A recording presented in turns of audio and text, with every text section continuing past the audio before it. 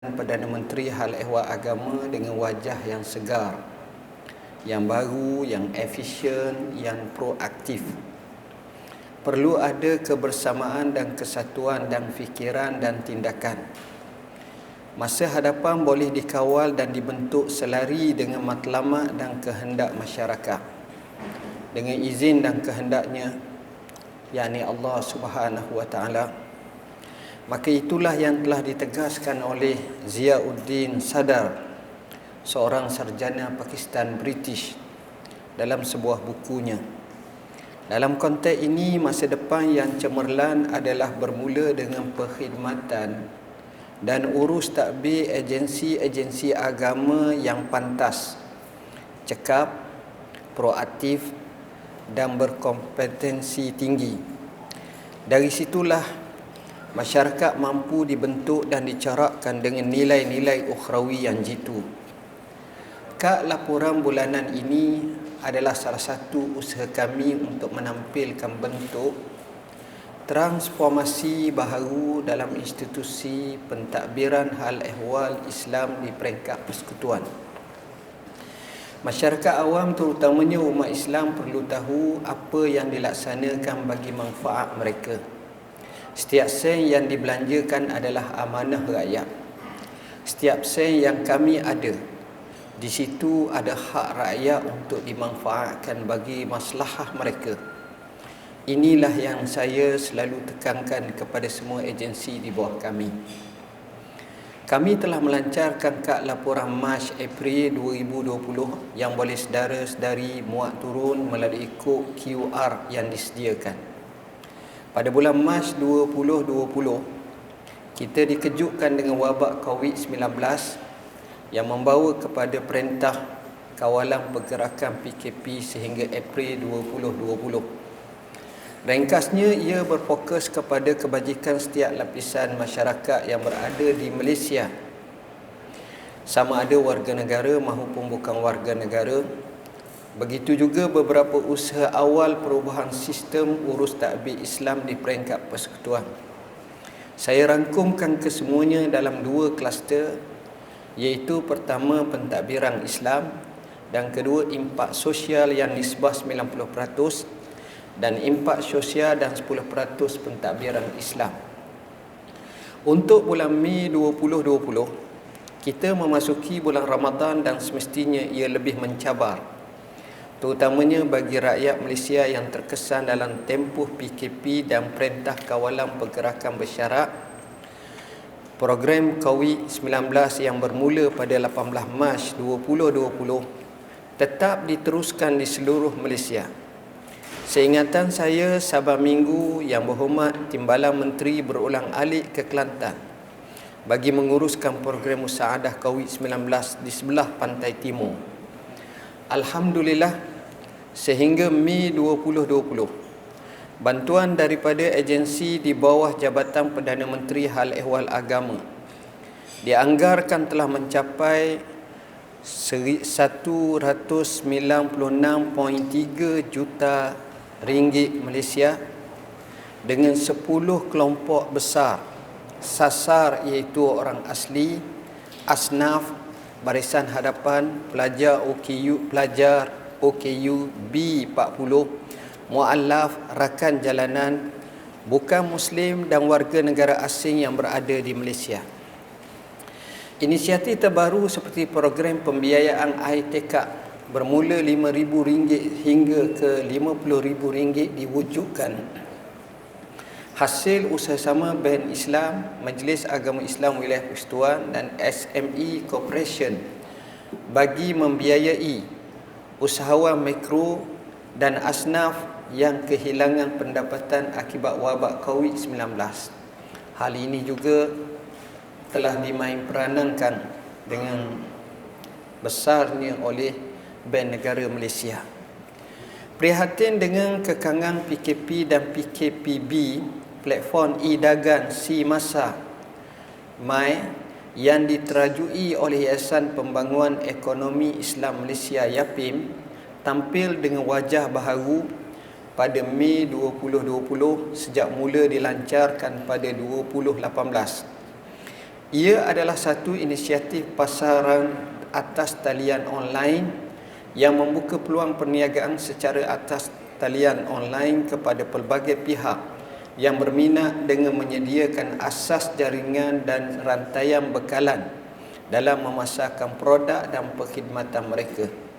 Di samping itu, si Masa My menyediakan platform kepada masyarakat untuk mendapatkan produk dan perkhidmatan yang diyakini serta berkualiti. Alhamdulillah, sehingga hari ini terdapat 988 orang usahawan yang telah berdaftar. Kutipan zakat fitrah dan zakat harta oleh Majlis Agama Islam Wilayah Persekutuan yang disokong kuat oleh PPZ sememangnya meningkat saban tahun. Alhamdulillah.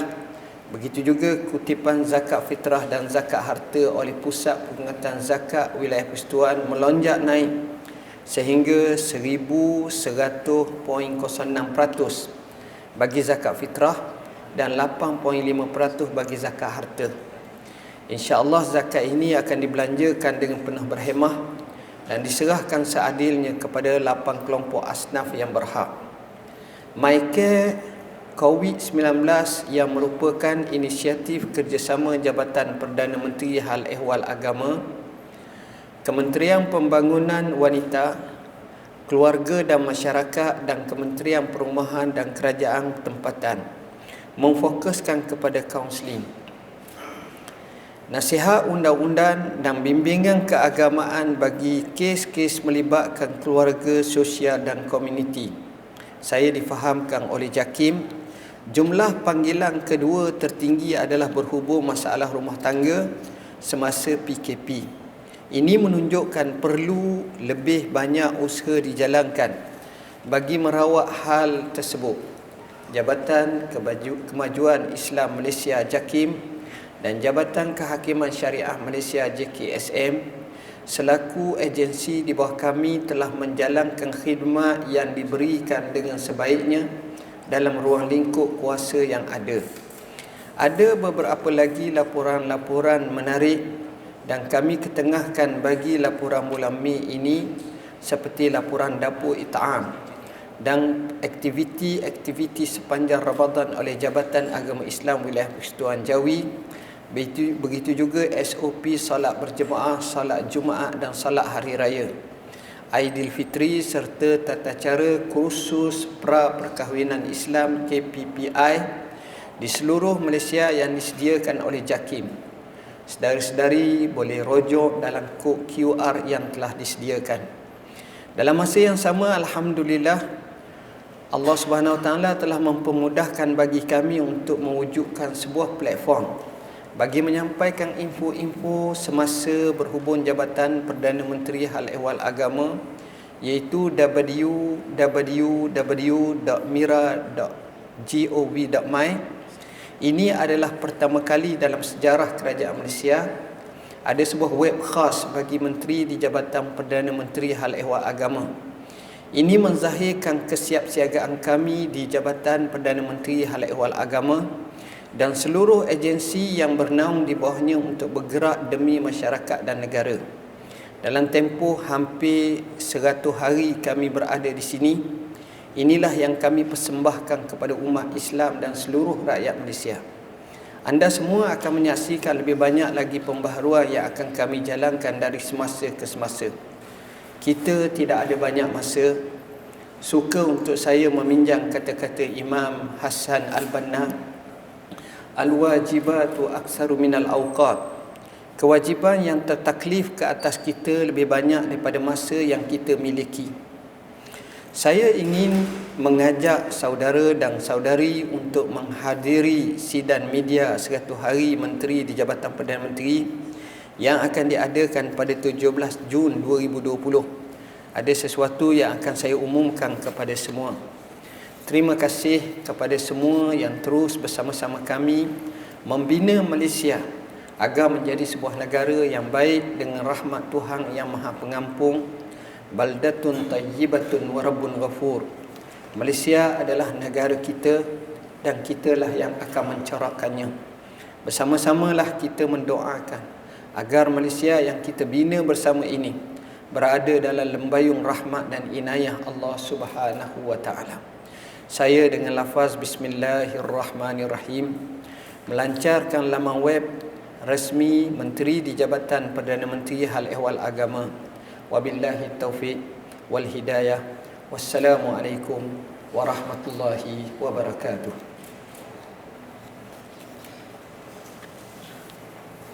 Dibuka kepada rakan-rakan media, sekiranya ada sebarang persoalan untuk diutarakan.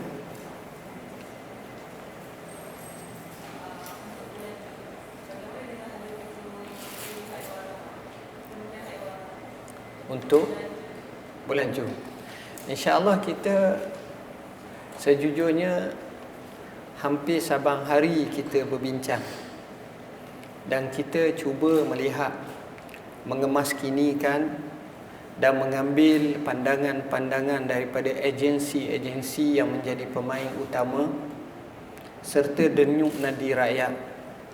Dan insya-Allah dalam masa yang terdekat ini kita akan umumkan apa yang telah dan sedang serta akan yang kita lakukan insya-Allah. Ada beberapa perkara yang mungkin kita akan zahirkannya dalam masa yang terdekat ini insya-Allah.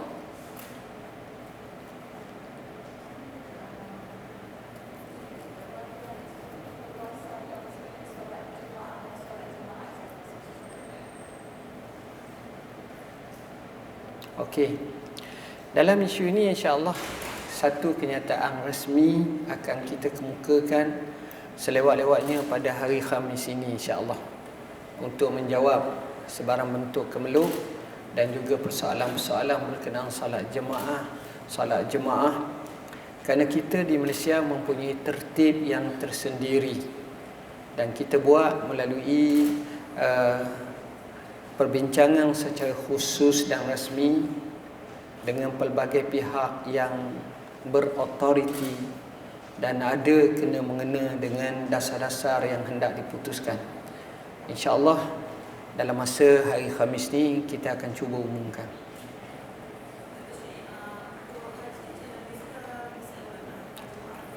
Untuk haji pun sama, kita akan umumkan pada hari Khamis ni insyaAllah.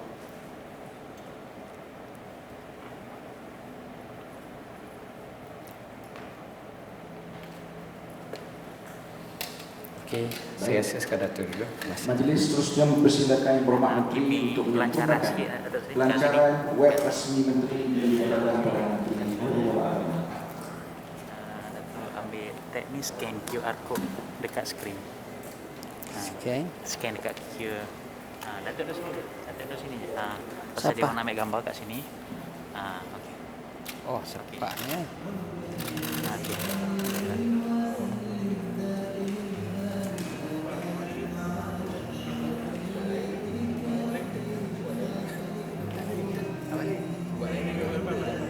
Lagi sekali. Nanti kita put baik. Okey.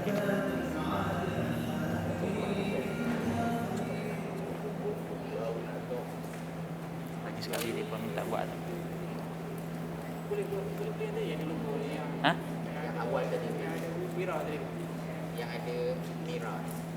Oh, yang last sekali. Yang last sekali.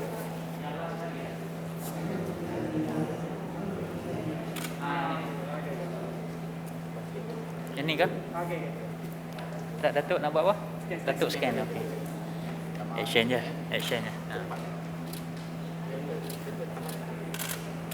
Apabila seseorang diucapkan kepada Yang Berhormat Menteri akan kesediaan menghasilkan sebuah web rasmi Menteri di dalam Menteri yang menarik dan berinformasi. Tolong buka habis nak tengok sekali. Untuk teman semua alamat URL web ini ialah www.mira.gov.my.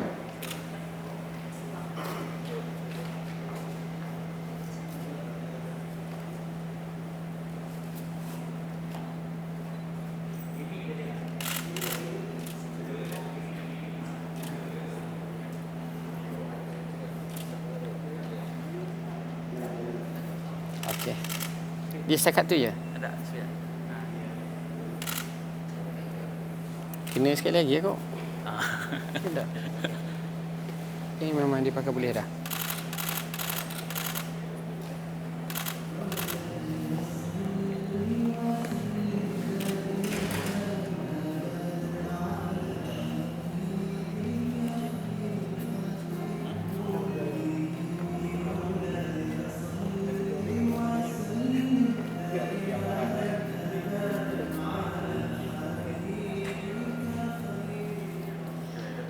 berakhirnya pelancaran web resmi tadi. Saya ucap terima kasih banyak. Terima kasih. InsyaAllah kita InsyaAllah. Terima kasih. Hari Khamis tu Datuk sendiri yang akan buat pengumuman ke? tak, kita akan buat di dekat JPA. Oh, JPM macam hak sebelum ni ya. Okay, terima kasih.